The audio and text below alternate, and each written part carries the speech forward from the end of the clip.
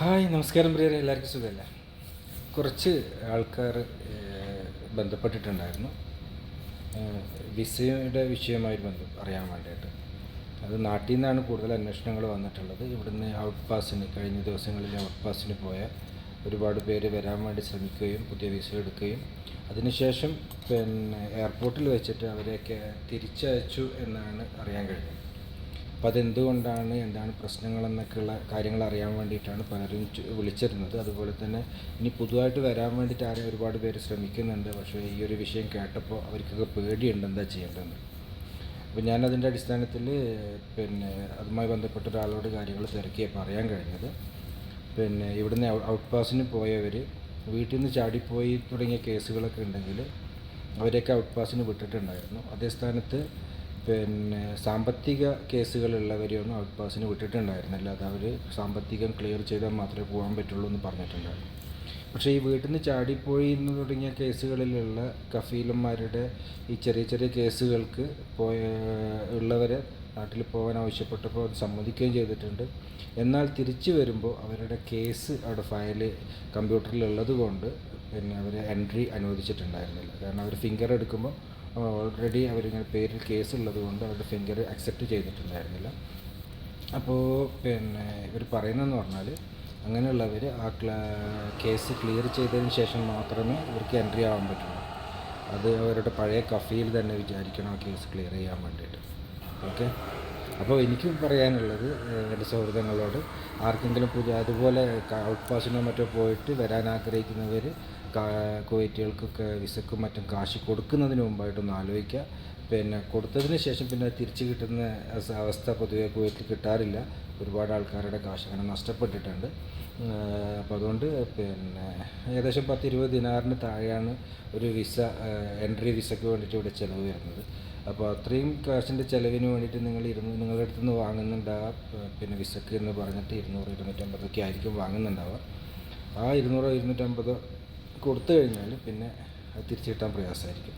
അപ്പം വളരെ പ്രയാസപ്പെട്ടുണ്ടാക്കുന്ന ഇത്തരം കാശുകൾ മറ്റു വഴിയിലേക്ക് അന്യാധീനമാവാതിരിക്കാൻ വേണ്ടിയിട്ട് എല്ലാവരും ശ്രദ്ധിക്കുക.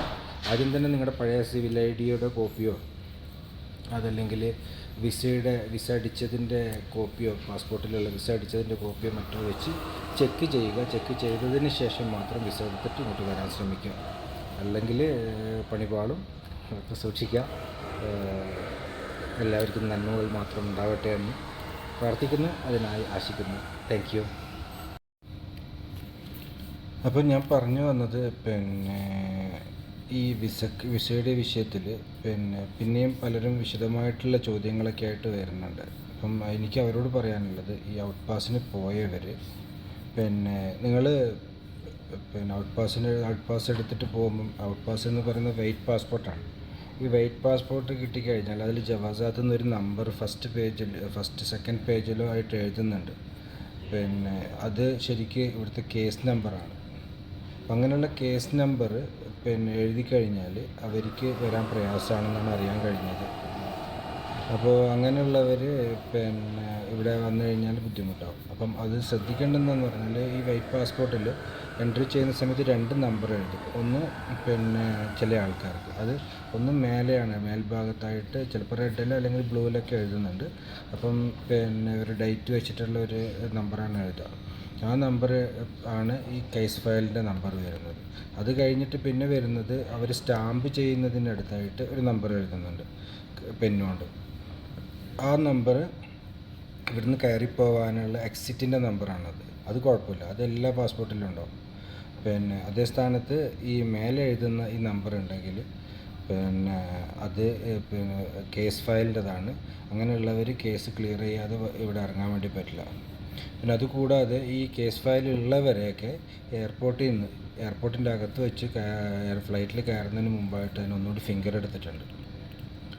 അപ്പോൾ അവരൊക്കെ രണ്ടാമത് ഫിംഗർ എടുത്തിട്ടാണ് വിട്ടിരിക്കുന്നത്. അങ്ങനെ രണ്ടാമത് ഫിംഗർ എടുത്ത് പോയ ആൾക്കാർക്കൊന്നും തിരിച്ചു വരാൻ പറ്റില്ല.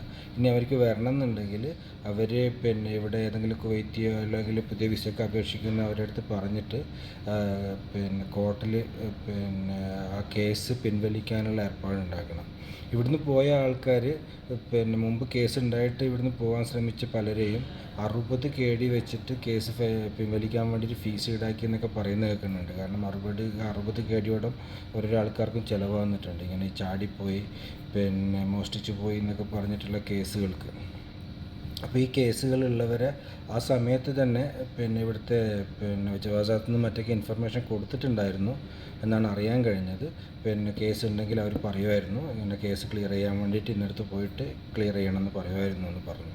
അപ്പോൾ അത് ചില ആൾക്കാർക്ക് പ്രശ്നമോ മറ്റോ കാരണം പിന്നെ ചില ആൾക്കാർക്ക് അത് കമ്മ്യൂണിക്കേഷൻ പ്രശ്നം കാരണം മനസ്സിലായി കാണില്ല. അവർ നേരെ എയർപോർട്ടിലേക്ക് പോകുമ്പോൾ അല്ലെങ്കിൽ മറ്റ് പ്രൊസീജിയറിന് പോകുമ്പം അങ്ങ് തള്ളിപ്പോവുകയാണ് ചെയ്തിരുന്നത്.